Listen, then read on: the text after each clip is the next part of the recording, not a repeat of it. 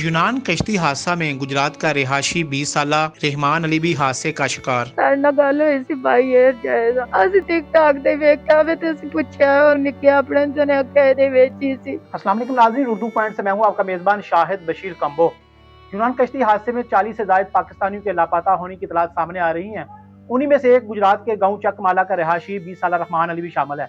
रहमान अली कब बरूने मुल्क गया और किस एजेंट के जरिए गया और लास्ट टाइम उसकी घर वालों से कब बात हुई, ये सब कुछ जानेंगे रहमान अली की वालदा से।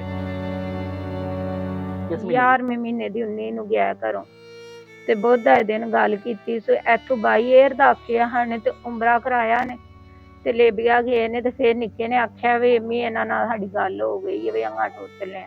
ਹਾਂ ਨਹੀਂ ਸੀ ਪਤਾ, ਨਿੱਕਾ ਹੀ ਪੈਸੇ ਦੇ ਕੇ ਉਹਨਾਂ ਨੂੰ ਗਏ ਏਜੰਟ ਨੂੰ। ਹੁਣ ਅਸੀਂ ਮਾਲੂਮਾਤ ਥੋੜੀ ਜਿਹੀ ਕੱਢੀ ਗਏ। ਫੌਜੀ ਨਜ਼ੀਰ ਹੈ ਡਿੰਗਿਆਂ ਦਾ 5 ਲੱਖ ਰੁਪਇਆ ਪੁੱਤਰ ਆਪੀ ਦੇ ਗਈ, ਸਾਨੂੰ ਪਤਾ ਹੀ ਕੋਈ ਨਹੀਂ। ਨੇ ਸਾਡਾ ਬੇਟਾ ਸਾਨੂੰ ਦੇ ਛੱਡਣ ਉਹਦੀ ਡੈਡ ਬਾਡੀ लीबिया तो कोई डंकी लवाई ने जी ਤੁਹਾਡੀ ਗੱਲ ਹੋਈ ਸੀ ਕਿ ਬਾਈ 에ਅਰ ਜਾਏਗਾ। ਹਾਂਜੀ ਸਾਡੇ ਨਾਲ ਗੱਲ ਹੋਈ ਸੀ ਬਾਈ 에ਅਰ ਜਾਏਗਾ। ਤੇ ਇੱਥੇ ਕੀ ਕੰਮ ਕਰਦਾ ਸੀ ਰਹਿਮਾਨ? ਇੱਥੇ ਰੰਗ ਦਾ ਕਰਦਾ ਸੀ। ਤੇ ਪੈਸਿਆਂ ਦਾ ਰੇਂਜ ਕੀ ਨਹੀਂ ਕੀਤਾ, ਕੀ ਕੀਤਾ? ਕੋਈ ਜ਼ਮੀਨ ਵੇਚੀ ਸੀ, ਕੋਈ ਡੰਗਰ ਵੇਚਣ ਤੇ ਬੇਟੇ ਨੂੰ ਦਿੱਤੇ ਨੇ। ਕਸ਼ਤੀ ਡੁੱਬਣ ਦਾ ਤੁਹਾਨੂੰ ਕਿਹਨੇ ਇਤਲਾਹ ਦਿੱਤੀ ਸਭ ਤੋਂ ਪਹਿਲਾਂ ਕਿ ਤੁਹਾਡਾ ਮੋੜਾ ਵੇਚੀ ਹੈ? ਅਸੀਂ ਤੇ ਮੇਰਾ ਵੀ ਟਿਕਟਾਕ ਤੇ ਵੇਖਿਆ ਵੇ ਤੇ ਅਸੀਂ ਪੁੱਛਿਆ ਉਹਨੂੰ ਨਿੱਕੇ ਆਪਣੇ ਜਨੇ ਅੱਖਾਂ ਇਹਦੇ ਵੇਚੀ ਸੀ। ਸਾਨੂੰ ਕੋਈ ਨਹੀਂ ਪਤਾ ਹੋਰ ਕਿੰਨੇ ਮੁੰਡੇ ਹੋਰ ਵੀ ਕੋਈ ਯਾਰ ਦੋਸਤ ਜਾਂ ਰਿਸ਼ਤੇਦਾਰ ਗਏ? ਸਾਨੂੰ ਕੋਈ ਪਤਾ ਨਹੀਂ ਕਿਸੇ ਦਾ ਵੀ, ਜੇ ਪਤਾ ਹੁੰਦਾ ਤਾਂ ਕਿਸੇ ਨਾਲ ਗੱਲ ਕਰੀ ਸੀ। तो उनको डेड बॉडी तो शनाख्त हो गई है, मिल गई है? हाँ जी शनाख्त हो गई, दस्या ने। कोई एफआईआर थोड़े को नहीं आई कि थोड़ा मुकदमा दर्ज नहीं किया एफआईआर ने? कल लेके आए सन बस। हुकूमत तरफों कोई एमएनए, कोई डीसी, कोई डीपीओ, नहीं हो कोई नहीं। हुकूमत के की मुतालबा है ਤੁਹਾਡਾ? ਜ਼ਮੀਨ ਵੀ ਵੇਚ ਛੜੀ ਹੈ, ਡੰਗਰ ਵੀ ਵੇਚ ਛੜੇ ਨੇ, ਉਹ ਸਾਡੇ ਕੋਲ ਹੈ ਵੀ ਕੱਖ ਨਹੀਂ, ਸਾਨੂੰ ਬੇਟਾ ਤੇ ਦੇ ਛੜਨ। ਤੇ ਕਿੰਨੇ ਭੈਣ ਭਰਾ ਸਨ ਰਹਿਮਾਨ? 4 ਭੈਣ ਭਰਾ, ਸਾਡਾ ਹੀ ਵੱਡਾ ਸੀ, ਦੂਜੇ 3 ਛੋਟੇ ਨੇ। ਤੇ ਜਦੋਂ ਦਾ ਗਿਆ ਇੱਥੋਂ ਹੁਣ ਆਖਦਾ ਮਹੀਨਾ ਹੋ ਗਿਆ, ਤੁਹਾਡੀ ਕਿੰਨੀ ਵਾਰੀ ਗੱਲ ਹੋਈ ਉਹਦੇ ਨਾਲ? ਪਹਿਲਾਂ ਕਰਦਾ ਰਿਹਾ, ਫਿਰ ਬਹੁਤ ਤੋਂ ਬਾਅਦ ਨਹੀਂ ਹੋਈ। ਬਹੁਤ ਦਿਨ 11 ਵਜੇ ਹੋਈ, ਉਸ ਤੋਂ ਬਾਅਦ ਨਹੀਂ ਹੋਈ। ਤੇ ਕਸ਼ਤੀ ਦੀ ਕੇਸ ਜੁਮੇਲ ਦਿਨ ਡੁੱਬੀ। ਹੁਣ ਬੇਟਾ ਇਸ ਨੂੰ ਤੁਹਾਡੀ ਡੈਡ ਬਾਡੀ ਕਿੱਥੇ ਵੇ ਬੇਟੇ ਦੀ? ਕਿਹੜੇ ਮੁਲਕ 'ਚ, ਯਾਨੀ ਕਿਹੜੇ ਸ਼ਹਿਰ 'ਚ? ਯੂਨਾਨ ਦੇ ਵਿੱਚ ਬਿਆੰਦੇ ਨੇ। ਹੁਣ ਕੋਈ ਤਹਰਕ ਕਰ ਰਹੇ ਨੇ ਉੱਥੇ ਜਾਂ ਆਪਣੇ ਤੌਰ ਤੇ, ਜਾਂ ਹੁਕੂਮਤ ਜਾਂ ਕੋਈ ਗੱਲਬਾਤ ਹੁੰਦੀ ਪਈ ਹੈ? ਪਤਾ ਨਹੀਂ ਭਾਈ ਫੋਨ ਕੀਤਾ ਹੈ ਵੇ ਆਂਦੇ ਨੇ ਕਰਨੇ ਆ ਕੋਈ, ਤੇ ਅਸੀਂ ਆਈ ਫੀਲ ਕਰਨੇ ਸਾਨੂੰ ਪੁੱਤਰ ਤੇ ਹੁੰਦੇ ਅੜਨ ਅਸੀਂ ਮਿੱਟੀ ਪਾ ਛੜਾਂ ਦੇ ਉੱਤੇ ਤੇ ਕੋਈ ਸਬਰ ਆ ਜਾਏਦਾ ਸਾਨੂੰ।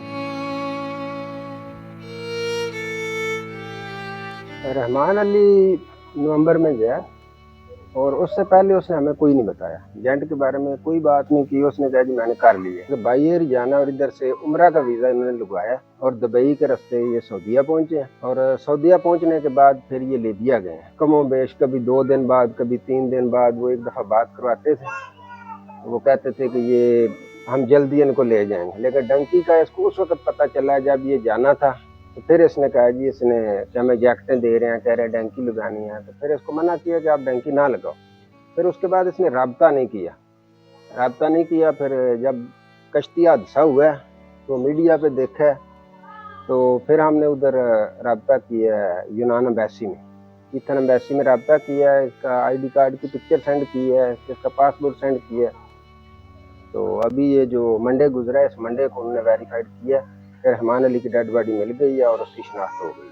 अभी डेड बॉडी के लिए कोई तहरीक किया जा रहा है या कोई उसके बारे में क्या वापसी के लिए कोई?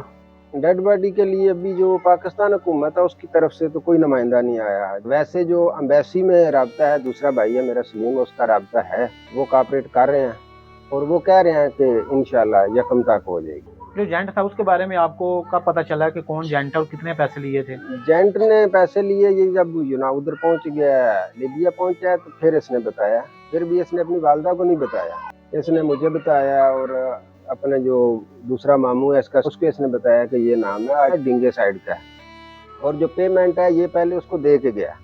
पहले इसने थोड़े पैसे दिए कि ये उम्रे का वीज़ा उसने लगवाना है तो वो पैसे दे दें, लेकिन जब इधर से सीट उसकी ओके हो गई है तो जाना था तो फिर पूरी कंप्लीट पेमेंट ये खुद उसको दे के गया। इसके घर वालों ने बड़ी मुश्किल से कुछ ज़मीन बेची है, कुछ इनके पास मवेशी थे वो बेच दिए, तो इस तरह पैसे पूरे किए हैं।